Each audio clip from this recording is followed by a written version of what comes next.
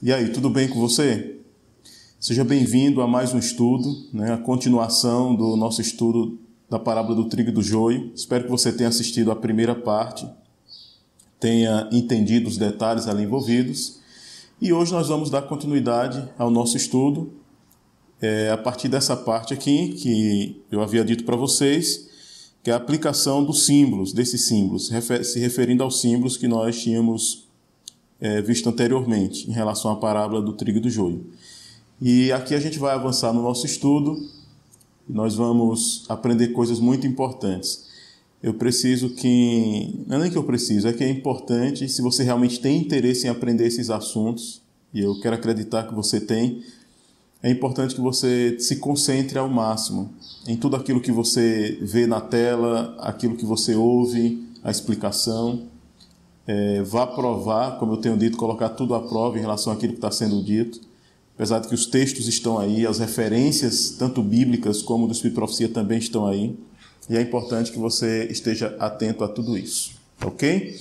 Então vamos dar continuidade ao nosso estudo.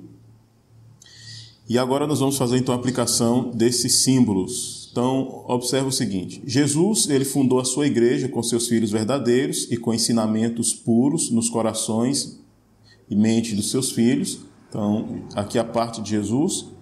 Mas, de acordo com a parábola, o que é que aconteceu? Enquanto muitos na igreja dormiam, Satanás colocou falsas pessoas e falsos ensinos no meio do povo de Deus. Então, isso aqui ficou bem claro quando nós estudamos lá a parábola, fizemos a leitura. Qual igreja representa o campo? Então, quando fala aqui referente a qual igreja representa o campo, vocês lembram que eu havia dito para vocês que a parábola ela tem uma aplicação assim mais ampla, né? O povo de Deus ele está presente em todas as religiões, isso é um fato, não é uma particularidade somente da igreja que eu congrego, mas Deus tem filhos fiéis em todos os lugares, em todas as religiões, e isso precisa ser considerado. Mas eu havia dito para vocês também que existem algumas coisas na parábola que nós podemos aplicar elas especificamente à igreja que nós fazemos parte. A igreja adventista do sétimo dia eu me refiro aqui. E a gente vai ver alguns detalhes agora que diz respeito especificamente a essa igreja.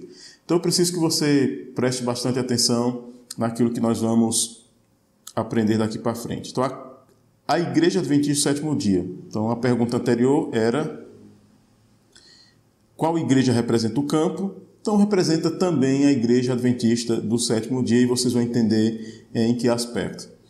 Então observe o seguinte: Cristo ele plantou a igreja adventista do sétimo dia, a separou essa igreja para ser seu povo escolhido e santo, e com uma mensagem pura, uma verdade presente a ser pregada no mundo. E aqui, se você pertence a uma outra igreja e está assistindo esse vídeo, não entenda como se eu estivesse dizendo aqui que... na verdade, eu já disse isso anteriormente, né? Há pouco tempo agora. Então, Deus não só tem filhos fiéis na igreja adventista do sétimo dia, dentro da sua igreja. Qual é a sua igreja? É a católica? É a batista? É a igreja universal? Eu não sei qual igreja você pertence, mas Deus tem filhos fiéis em todas as igrejas, pessoas que são fiéis a Deus na luz que ela tem, de acordo com o conhecimento que elas têm da vontade de Deus. E Deus que faz esse julgamento aí, tá bom? Mas aqui eu estou falando agora de uma maneira assim, muito especial para o povo adventista do sétimo dia. Então, Deus ele plantou essa igreja e separou para ser seu povo escolhido e santo, com uma mensagem pura, né? Uma verdade presente para ser pregada ao mundo. Mas o que foi que aconteceu? Na parábola, os homens ou os guardiões do campo adormeceram. Claro, esses guardiões se referindo às pessoas que deveriam guardar ali o rebanho, né? Se referindo à igreja citada aqui. Então eles adormeceram e permitiu que o inimigo entrasse e colocasse falsos irmãos e falsos ensinamentos no meio do povo de Deus. Aí você pode perguntar: isso aconteceu com a igreja adventista do sétimo dia? Sim, amigo, aconteceu. A partir de agora, nós vamos fazer uma leitura. Eu vou tentar fazer poucos comentários na leitura que a gente vai fazer agora, porque eu acho que a leitura ela é, por si só, bastante explicativa. Então eu queria que você prestasse bastante atenção. E aquilo que a gente vai ler não são palavras minhas, que fique bem claro isso. São palavras do próprio Deus. Foi Deus que mostrou para a sua serva aquilo que a gente vai ler agora, tá bom? Então, quando você ouvir essa leitura e acompanhar essa leitura aqui na tela, coloque na sua mente, você está lendo um relatório que Deus mostrou para a sua serva, para a sua profetisa. Então, não é um pensamento meu, particular meu, certo? É algo que Deus mostrou. Então, isso precisa ficar muito bem evidente na sua mente enquanto você vai acompanhar comigo essa leitura. E é importante você compreender isso porque Deus ele deu todo esse relatório que a gente vai ler agora porque Ele ama a sua igreja, porque Ele ama o seu povo, tá certo? E como eu também amo a igreja do Senhor, e essa mensagem foi dada como um testemunho para a igreja, então Deus quer que você tenha conhecimento de toda essa situação para que nós não venhamos cair nesse erro. Um outro detalhe é que esse relatório, ele não é um relatório generalizado. Acredite, Deus tem no meio do seu povo, Deus tem dentro de todas as igrejas, inclusive na nossa, pessoas que são fiéis a Ele. Tá ok? Então isso precisa ficar bem claro também na sua mente. Então vamos avançar aqui, ó. Acompanhe a leitura. Vai ser uma leitura um pouco extensa, mas eu preciso que você se concentre, principalmente nas partes que estão em destaque, um vermelho mais acentuado, um azul, porque são partes que eu preciso que você se atente para esses detalhes. Pode ser uma palavra, pode ser uma frase. Vamos então à leitura. Bastante atenção aqui. Como é extenso, eu vou ler a maior parte do tempo para a gente não tomar muito tempo no vídeo, não ficar parando para comentar. Vamos lá. Se cada soldado de Cristo houvesse cumprido o seu dever, houvesse dado à trombeta um sonido certo, o mundo poderia ter ouvido a mensagem de advertência, mas a obra está com anos de atraso. Enquanto os homens dormem, Satanás avança furtiva e decididamente. Então veja, o inimigo ele não descansa, ele está ativo trabalhando. Agora veja aqui, 2 de outubro de 1868, foi-me mostrado. Então veja, não é o pensamento dela, é aquilo que Deus mostrou para ela. Então foi-me mostrado o estado do professo povo de Deus. Muitos, não são todos, muitos deles estavam em grande escuridão, onde contudo pareciam insensíveis à sua verdadeira condição. Não reconheciam que estava em escuridão. A sensibilidade de um grande número com relação às coisas espirituais e eternas parece entorpecida, enquanto que a sua mente estava desperta para os interesses mundanos. Continua o texto. Muitos estavam entronizando ídolos no coração e praticando a iniquidade, o que os separava de Deus e fazia com que se tornassem agentes das trevas. Então veja, dentro da igreja de Deus, pessoas acabavam se tornando agentes das trevas. Vi que poucos permaneciam na luz, possuindo discernimento e espiritualidade para descobrir essas pedras de tropeço e removê-las do caminho. Homens que estão em posições de muita responsabilidade no centro da obra estão dormindo. Satanás paralisou-os para que não discernissem seus planos e enganos, enquanto está ativo em seduzir, enganar e destruir. Isso é terrível, amigo, porque essa situação estava acontecendo no meio do povo de Deus. Mas olha o que continua. Alguns que ocupam a posição de vigias para advertir do perigo o povo de Deus, abandonaram sua guarda e descansam à vontade. São sentinelas infiéis, permanecem inativos enquanto o astuto inimigo penetra a fortaleza e trabalha com sucesso ao lado deles para demolir o que Deus mandou edificar.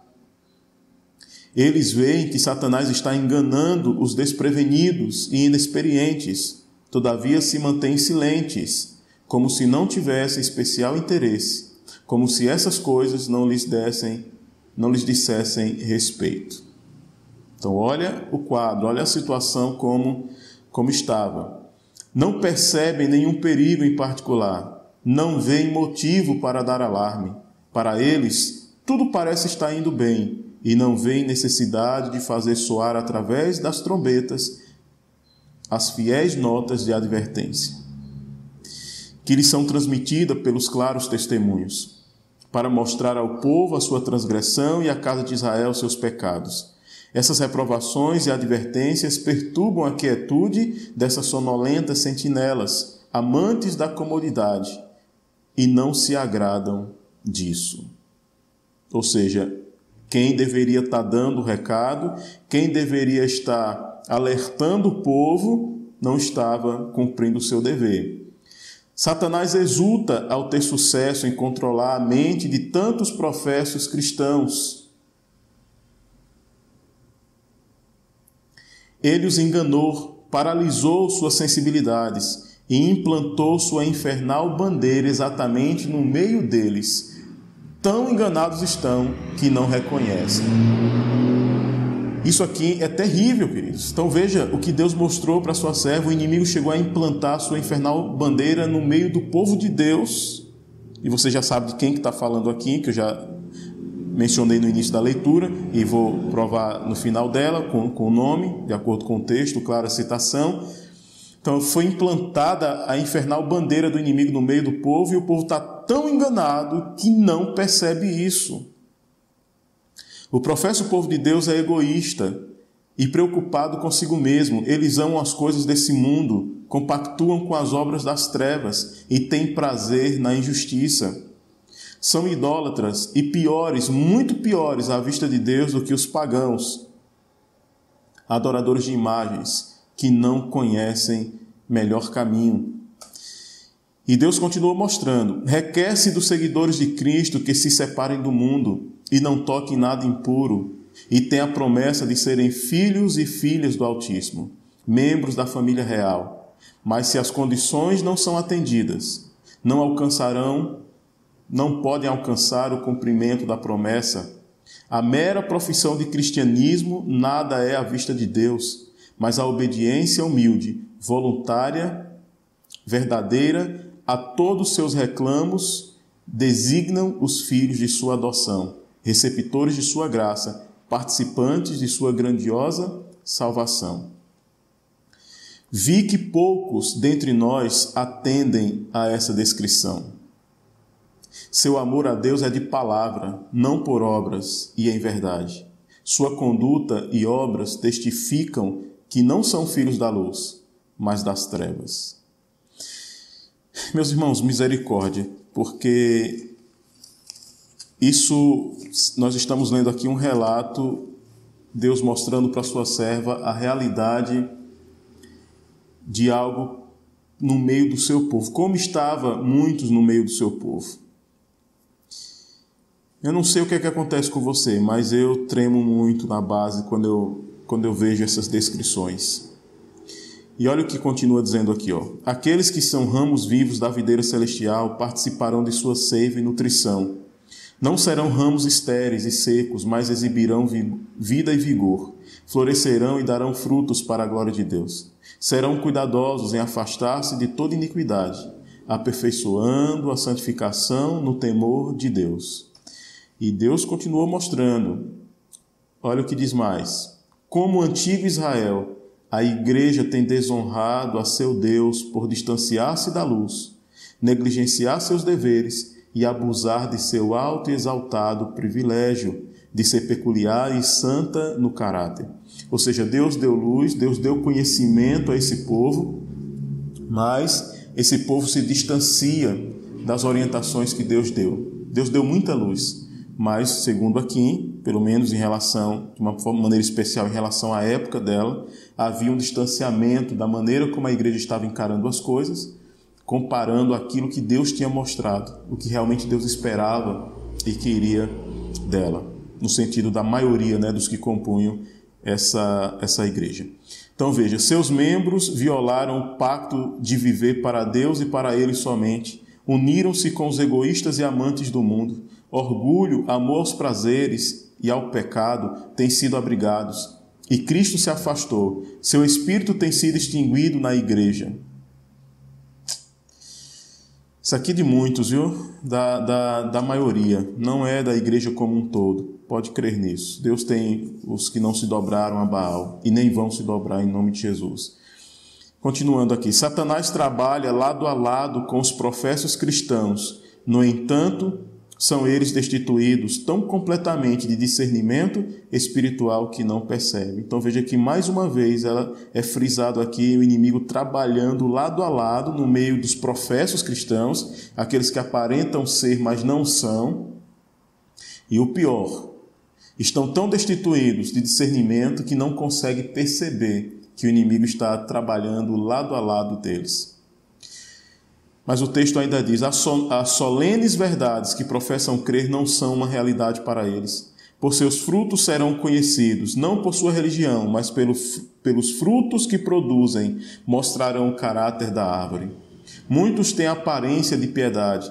Olha o que diz aqui, ó, seus nomes estão nos registros da igreja, mas tem um registro manchado no céu.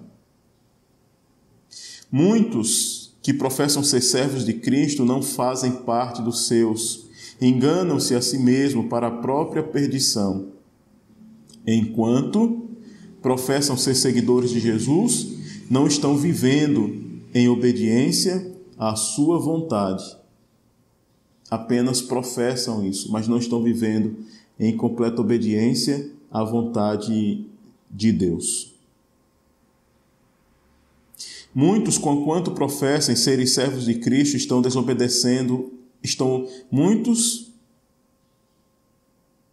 conquanto professando serem servos de Cristo, estão obedecendo a outro mestre, trabalhando diariamente contra o mestre a quem declaram servir. Fiquei pasmada ao observar a terrível escuridão em que se achavam muitos dos membros de nossas igrejas. Não são todos, mas muitos. Se tornaram agentes de trevas e morte, em lugar de instrumentos de luz ao mundo. Muitos professavam amar a Deus, mas o negaram pelas suas obras. Então veja, queridos, nós estamos falando aqui de pessoas que professavam cristianismo, não é pessoas que estavam ali negando a Deus, não, pessoas que estavam envolvidos na obra. Pessoas que estavam ali orando, pessoas que estavam estudando Bíblia, pessoas que pregavam, possivelmente pessoas que cantavam, pessoas que tinham a sua rotina religiosa normal, que talvez você olhava e dizia, não, isso aqui é um cristão genuíno, é um cristão verdadeiro. Mas o que é dito no texto é que o inimigo estava trabalhando lado a lado com essas pessoas e elas não percebiam. Porque o cristianismo delas não era um cristianismo verdadeiro. Não era um cristianismo genuíno. E nós precisamos orar para que o Espírito Santo nos dê esse discernimento. Para que eu perceba onde eu estou enganado. Para que você perceba onde possivelmente você possa estar enganado. E a gente não se encontre fazendo parte desses muitos que seriam dignas de serem aplicadas essas características que foram aqui mencionadas no texto. Então a gente precisa tomar muito cuidado com isso. E aqui você vai entendendo, então, por que precisa ocorrer essa separação, porque esse tipo de gente está no meio do povo de Deus e tem que separar. Mas olha mais aqui, ó. Veja o que diz mais o texto aqui. Já estamos quase concluindo. Perguntei o que essas coisas significavam. Por que havia tal carência de espiritualidade e tão poucos possuíam uma experiência viva em coisas espirituais? Foram-me referidas as palavras do profeta. O povo de Deus me foi apresentado como em estado de apostasia. Buscam exaltar a si mesmos e ainda se proclamam cristãos. Agora veja, queridos, santidade de coração e pureza de vida eram os grandes temas dos ensinos de Cristo. O que era que Cristo ensinava? Os grandes temas dos ensinamentos de Cristo, santidade e pureza de vida, eram os grandes temas dos ensinos de Cristo. Sede, pois, perfeitos, como é perfeito o vosso Pai que está nos céus. Perfeição, santidade, nada menos que isso lhes daria sucesso no cumprimento dos princípios que ele ensinaram. Agora, uma coisa interessante é que hoje em dia, falar de santidade é ser fariseu, é ser, de forma pejorativa, radical. É assim, se você começa a pregar na igreja sobre santidade, se você começa a pregar na igreja sobre perfeição, não perfeccionismo, perfeição bíblica, conforme Deus não só espera que nós a alcancemos, mas exige que nós a alcancemos. Então precisa entender o que é perfeição cristã, perfeição bíblica e não perfeccionismo. E nós vamos ter um estudo aqui onde a gente vai tratar desse assunto, tá bom? Biblicamente, dentro do Espírito de Profecia. Mas a questão é que quando a gente assume um púlpito e nós começamos a falar da necessidade de uma vida santa, isso incomoda muitas pessoas. E eu me impressiono com isso. Não é para ser santo, não é para viver em santidade, não é para buscar viver uma vida de perfeição. Então eu tenho que me acomodar com os meus erros, com os meus defeitos de caráter. Eu não tenho que pela graça de Deus, vencê-los. Os hábitos errados que eu ainda pratico. Então, como diz aqui, os principais temas do discurso de Jesus era sobre santidade e perfeição. Mas vamos adiante aqui.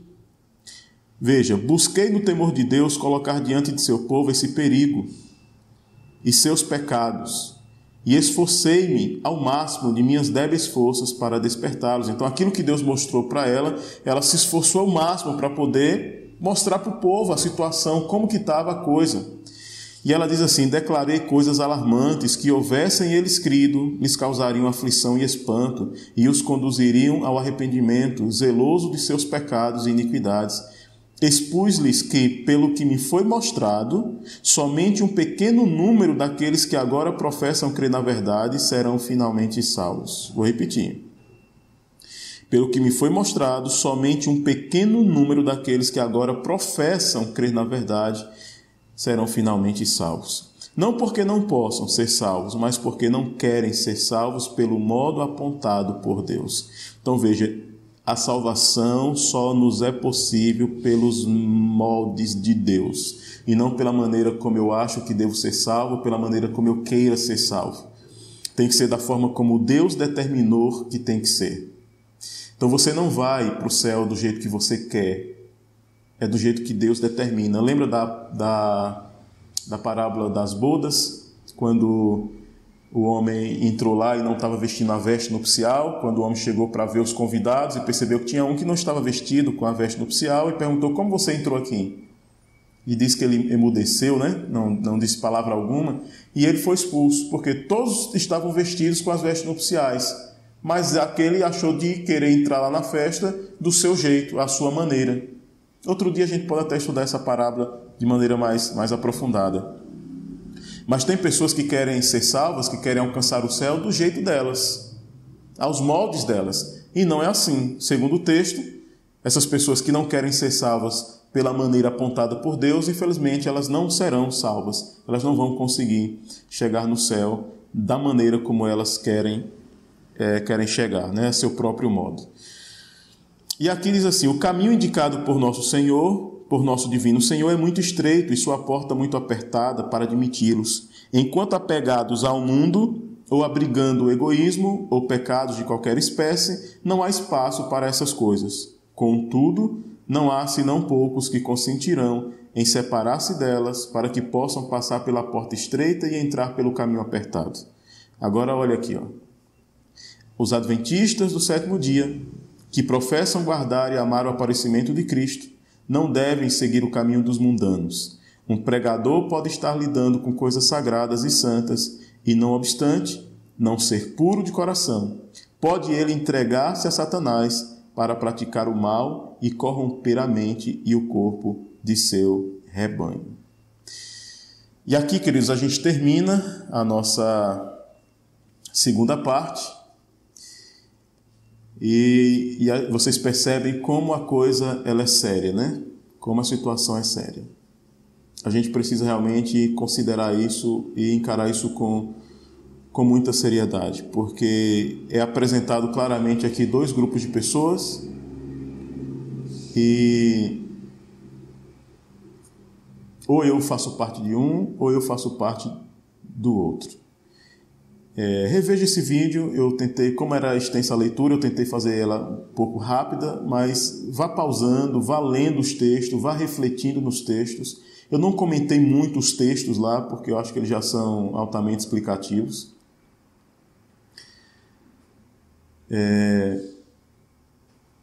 E eles devem nos fazer pensar bastante, tá bom? Então, que Deus abençoe você ricamente. Nós vamos para a nossa terceira parte do nosso vídeo, né, do trigo do joio, logo em breve. Você acabou de assistir a segunda parte. Eu, quando leio, como eu disse para vocês, quando eu leio essa citação, ela muito me preocupa. E eu fico me perguntando, será que melhorou? O que é que você acha? Qual é a sua opinião? Nesses textos que a gente leu, foi mostrada a situação da igreja de Deus, lá na época dela. Como as coisas estavam na época dela. Tudo ali que você leu. A maioria do povo, como é que estava vivendo. Se passaram aí alguns poucos anos, um pouco mais de 100 anos. Eu volto a perguntar para você, adventista do sétimo dia, e para mim, que sou adventista do sétimo dia, graças a Deus. Será que a coisa melhorou? Será que essa situação da época dela não é mais a situação de hoje? O que é que você acha? Agora veja, eu termino essa segunda parte pedindo para você uma coisa. Por favor, não duvide de que a igreja seja a igreja de Deus. O que Deus está nos dizendo aqui é que dentro da igreja dele existem dois grupos de pessoas. Os que o servem verdadeiramente, que são genuínos, são pecadores, mas são cristãos genuínos, lutando a cada dia para honrar a Deus, para ser fiel a Deus de acordo com a luz que Deus tem revelado para eles. Mas Deus está nos dizendo, através daquilo que foi mostrado para a sua serva, que no meio do povo dele também tem a semente do mal, também tem o joio. E o joio não é fiel. Ele pode parecer ser fiel, ele pode parecer ser cristão, mas ele não é cristão. E a sua segurança e a minha segurança não está naquilo que a gente ouve dos outros. A nossa segurança está sempre na palavra de Deus e nos testemunhos. Por isso eu te peço, não seja um leitor, um ouvinte superficial. Se aprofunde em conhecer a vontade de Deus sobre os mais diversos assuntos, mais diversos aspectos. Cuidado. Principalmente nesses últimos dias, em que o inimigo vai intensificar os seus enganos para tentar enganar, se possível, os próprios eleitos, os próprios escolhidos. Que você não seja enganado e que eu não seja enganado. É o meu desejo, é a minha oração, em nome do Senhor Jesus Cristo. Um abraço, fique com Deus e não desista de acompanhar todos esses estudos. Nós temos ainda muita coisa profunda para compartilhar com todos vocês. Um abraço a todos, em nome do Senhor Jesus. Valeu!